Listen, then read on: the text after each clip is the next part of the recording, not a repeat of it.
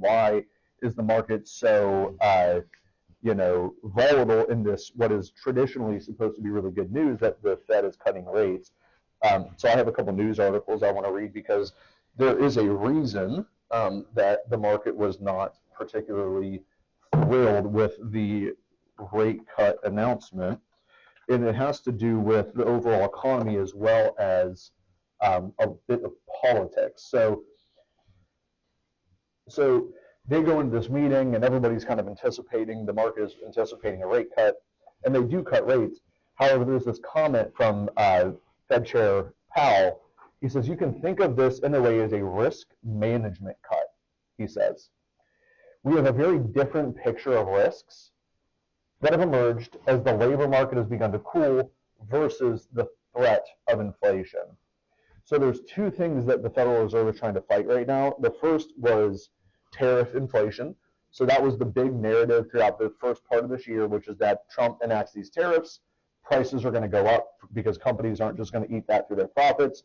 They're going to pass that on to consumers. Consumers can spend less, inflation goes up, right? That's bad for the economy.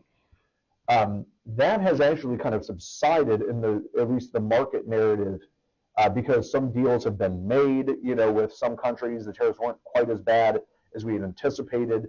There was I think it was at one point they were talking about 150% tariff with China. I think that has kind of subsided a bit. That kind of tariff war has been resolved in some capacity. There's also a lawsuit going on right now. There's a group that's suing the federal government, at least the executive branch, saying that that was an overuse of executive power for Trump to say there was a national emergency on trade, and I get to now do tariffs without anybody's input. So I think that a lot of the fear around tariffs, especially with inflation readings not being so bad, has subsided. However, what then has happened is the labor market, so unemployment is up and new jobs that are being created are slowing down, and unemployment going up. So the concern is that actually the economy is starting to slow while inflation is relatively high, which is what's called stagflation. Have you guys ever heard that term in any of your economics class?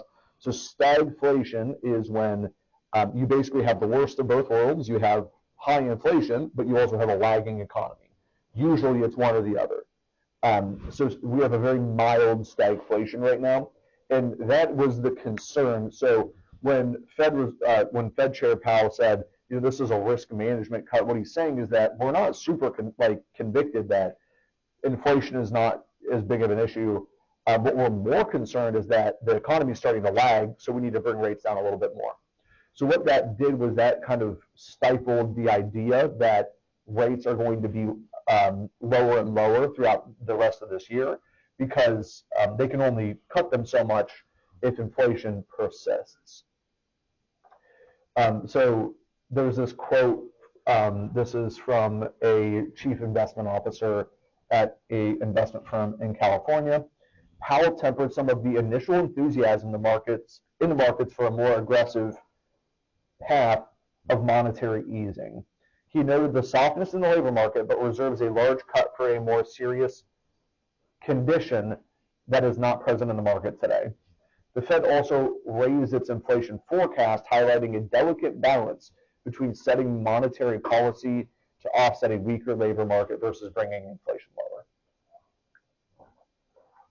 So that's kind of happening on the economic side.